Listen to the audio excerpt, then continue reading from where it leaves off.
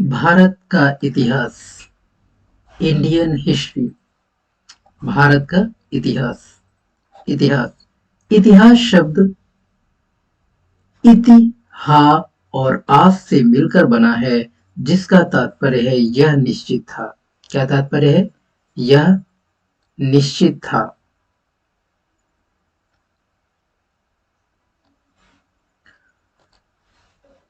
इस्तोरिया, Greece के लोग इतिहास के लिए इस्तोरिया शब्द का प्रयोग करते थे, जिसका शाब्दिक अर्थ होता था बुनना। हिस्ट्री शब्द का प्रयोग सबसे पहले हेरोडोटस ने सर्वप्रथम अपनी पुस्तक हिस्टोरिका में किया है। हेरोडोटस को इतिहास का जनक कहा जाता है। इतिहास का जनक हेरोडोटस को कहा जाता है। देखिए, अध्ययन की सुविधा के लिए इतिहास को 3 भागों में बांटा गया,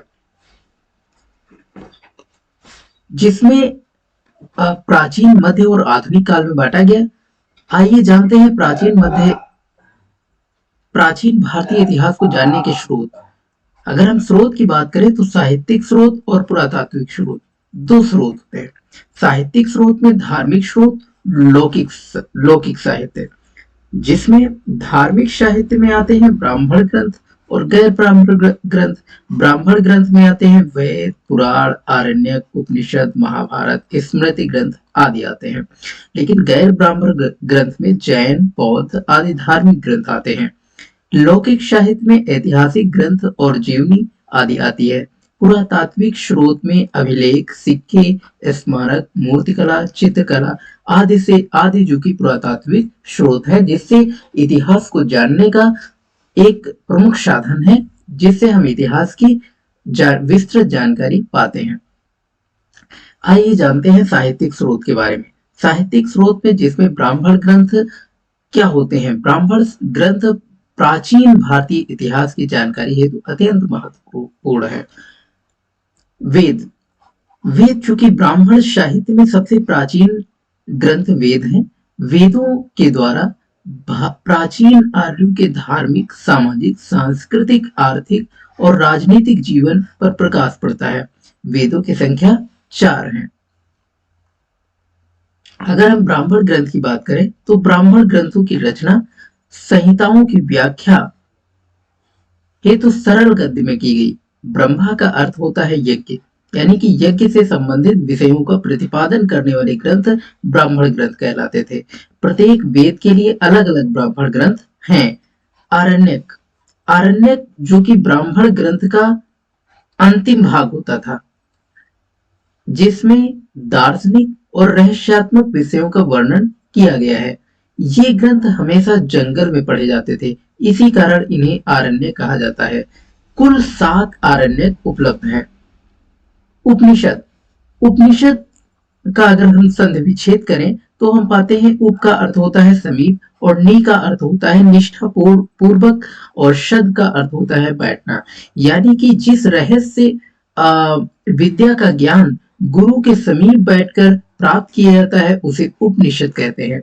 वैदिक साहित्य के अंतिम भाग होने के कारण इन्हें वेदांत भी कहा जाता है, तो उपनिषद को वेदांत भी कहा जाता है। उपनिषदों में हमें आर्यों के प्राचीनतम दार्शनिक विचारों का ज्ञान प्राप्त होता है। भारत का राष्ट्रीय आदर्श वाक्य जो सत्यमेव जयते है, हमारी भारतीय मुद्रा पर जो अंकित होता है सत्यमेव जयते, वो मुंडकोपनिषद से लिया गया है। उपनिषदों की संख्या 108 है। 108 उपनिषद हैं। वेदांग, वेदांग की संख्या 6 होती है, जिसमें शिक्षा, कल्प, व्याकरण, निरुक्त, ज्योतिष और छंद होते हैं। सूत्र, वैदिक साहित्य को अक्षुण्य बनाने के लिए रखने के लिए सूत्र साहित्य का प्रणयन हुआ। सूत्र ग्रंथ कल्प नामक वेदांग से निकले हैं। कल्प का वर्गीकरण 3 भागों में किया गया है, जिसमें श्रौत सूत्र, ग्रह सूत्र, धर्म सूत्र। श्रौत सूत्र यज्ञ संबंधी नियम होते हैं और ग्रह सूत्र में लौकिक और पारलौकिक कर्तव्यों का वर्णन किया होता है और धर्म सूत्र में धार्मिक, सामाजिक, राजनीतिक कर्तव्यों का उल्लेख मिलता है। धर्मसूत्र से ही स्मृति ग्रंथों का विकास हुआ है। प्रमुख धर्म स्मृति ग्रंथ मनुस्मृति, याज्ञवल्क्य स्मृति और पाराशर स्मृति, नारद स्मृति, बृहस्पति स्मृति, ये सारे स्मृति ग्रंथ हैं। मनु, याज्ञवल्क्य और पाराशर, नारद, बृहस्पति। मनु स्मृति सबसे प्राचीन और प्रमाणिक मानी जाती है। मनु स्मृति के भाष्यकार कौन है? मेघातिथि, गोविंदराज भारुच और कुल्लू भट्ट। याज्ञवल्क्य स्मृति के टीकाकार हैं विष्णु विज्ञानेश्वर अपरार्क। व्याकरण ग्रंथों में सबसे महत्वपूर्ण पाणिनि के द्वारा लिखी गई अष्टाध्यायी है। पुराणों की संख्या 18 है। पुराणों के रचयिता लोमहर्ष अथवा उनके पुत्र उग्रश्रवा, जो कि इनके रचयिता थे। पुराणों का भविष्यत काल शैली में कलयुग के राजाओं का विवरण मिलता है। मत्स्य पुराण सबसे प्राचीन और प्रमाणिक है। अगर महाकाव्य की बात करें तो पाते हैं वैदिक साहित्य के बाद धार्मिक ग्रंथ में रामायण और महाभारत दो महाकाव्य जो कि बहुत महत्वपूर्ण हैं। अगर हम रामायण की रचना की बात करें तो महर्षि वाल्मीकि ने की थी। महाभारत की रचना महर्षि वेदव्यास ने की थी। महाभारत में 1,00,000 श्लोक है। इसी के कारण इसे शत सहस्त्र संहिता कहा जाता है। तो महाभारत का अन्य नाम शत सहस्त्र संहिता कहा जाता है। महाकाव्यों से प्राचीन भारतवर्ष की सामाजिक, धार्मिक, राजनीतिक दशा की जानकारी मिलती है। ब्राह्मणेतर साहित्य में आते हैं बौद्ध साहित्य। बौद्ध साहित्य में सबसे प्राचीन बौद्ध ग्रंथ त्रिपिटक है, जिसके नाम है सुत्त पिटक, विनय पिटक और अभिधम्म पिटक। जो कि सबसे प्राचीन बौद्ध ग्रंथ त्रिपिटक है, जिसके तीनों पिटक सुत्त पिटक, विनय पिटक और अभिधम्म पिटक है। सुत्त पिटक में बौद्ध धर्म के का इंसाइक्लोपीडिया कहा जाता है। यानी कि सुत्त पिटक को बौद्ध धर्म में क्या कहा जाता है? इंसाइक्लोपीडिया भी कहा जाता है। जातकों में बुद्ध के पूर्व जन्मों की कथाएं हैं और प्राचीन बौद्ध काल पाली भाषा में मिलता है। दीपवंश और महावंश से मौर्यकालीन इतिहास की जानकारी मिलती है। संस्कृत में लिखित महावस्तु ललित विस्तार से महात्मा बुद्ध के जीवन चरित्र मिलता है। अगर हम देखें महात्मा बुद्ध के जीवन चरित्र के बारे में तो संस्कृत में लिखी गई महावस्तु एवं ललित विस्तार से महात्मा बुद्ध के जीवन चरित्र मिलता है। आपने देखा कि दीपवंश और महावंश से मौर्यकालीन इतिहास की जानकारी मिलती है। जैन साहित्य, अगर जैन साहित्य की बात करें तो जैन साहित्य को आगम कहा जाता है। भगवती सूत्र में महावीर के जीवन पर प्रकाश पड़ता है। जैन धर्म का प्रारंभिक इतिहास कल्पसूत्र से ज्ञात होता है। कल्पसूत्र की रचना भद्रबाहु ने की थी। किसने की थी? भद्रबाहु ने। जैन साहित्य को आगम कहा जाता है। भगवती सूत्र में महावीर के जीवन पर प्रकाश पड़ता है। जैन धर्म का प्रारंभिक इतिहास कल्पसूत्र से ज्ञात होता है कि कल्पसूत्र की रचना भद्रबाहु ने की थी। जैन धर्म ग्रंथों की रचना प्राकृत भाषा में हुई है। किसमें हुई है? प्राकृत भाषा में। सबसे महत्वपूर्ण जैन ग्रंथ हेमचंद्र कृत परिशिष्ट परमन है। जैन ग्रंथों का संकलन अंतिम रूप से 6ठी शताब्दी में गुजरात के वल्लभी नगर में हुआ था। वल्लभी नगर में। आइए जानते हैं लौकिक साहित्य।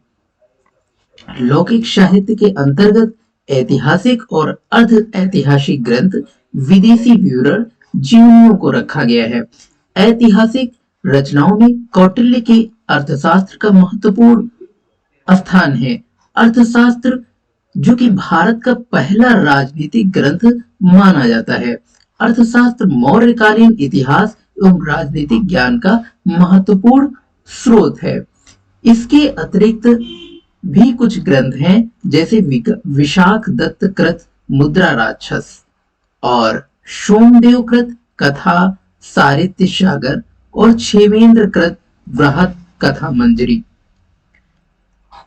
जो कि महत्वपूर्ण स्रोत है। कल्हड़ द्वारा रजत रंगड़ी से 11वीं शताब्दी तक कश्मीर का इतिहास ज्ञात होता है। अगर हम कश्मीर के इतिहास को देखें तो कल्हड़ द्वारा रचित रजत रंगड़ी से 11वीं शताब्दी तक का कश्मीर का इतिहास की जानकारी मिल जाएगी। विदेशी यात्रियों का विवरण।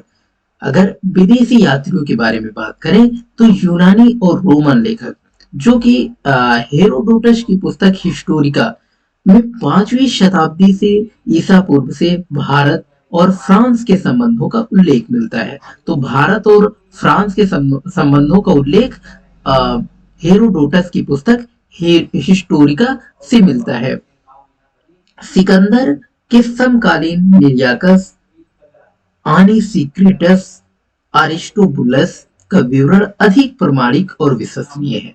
सिकंदर के बाद लेखों में तीन राजदूतों मैगस्थनीज, डाइमेकस, डायनोसियस आदि उल्लेखनीय है। सेलुकस निकेटर का राजदूत मेगास्थनीज जो कि चंद्रगुप्त मौर्य के दरबार में आया था। मेगास्थनीज की अपनी पुस्तक इंडिका में मौर्य युगीन समाज एवं संस्कृति का वर्णन किया गया है। डाइमेकस जो कि सीरियस नरेश ऑन्टियोकेश का राजदूत था जो बिंदुसार के राज दरबार में आया था।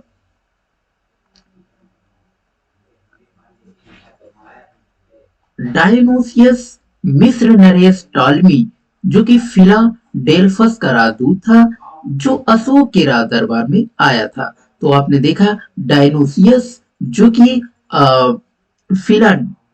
फिलाडेल्फस का राजदूत था और अशोक के राज दरबार में आया था। टालमी ने 2री शताब्दी में जियोग्राफिका नामक पुस्तक लिखी। प्लिनी ने प्रथम शताब्दी में नेचुरल हिस्ट्री नामक पुस्तक लिखी। नेचुरल हिस्ट्री में पेड़ पौधे, खनिज पदार्थों, भारतीय पशुओं आदि का उल्लेख मिलता है। पेरिप्लस ऑफ द इरिथ्रियन सी नामक पुस्तक के लेखक के बारे में जानकारी नहीं है, लेकिन इसका लेखक 1ली शताब्दी में हिंद महासागर की यात्रा पर आया था। इसने उस समय भारतीय बंदरगाहों और व्यापारिक वस्तुओं के बारे में जानकारी दी।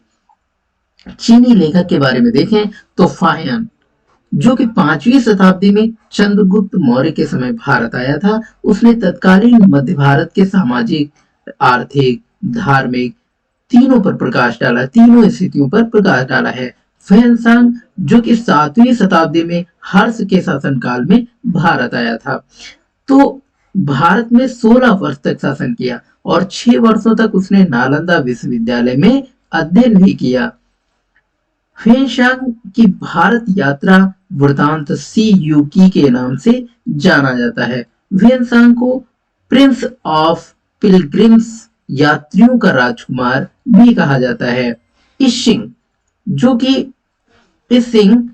कि 7वीं सदी में के अंत में भारत आया था। उसने विक्रमशिला और नालंदा विश्वविद्यालय एवं भारतीयों की वेशभूषा, खान पान आदि के विषय पर प्रकाश डाला है।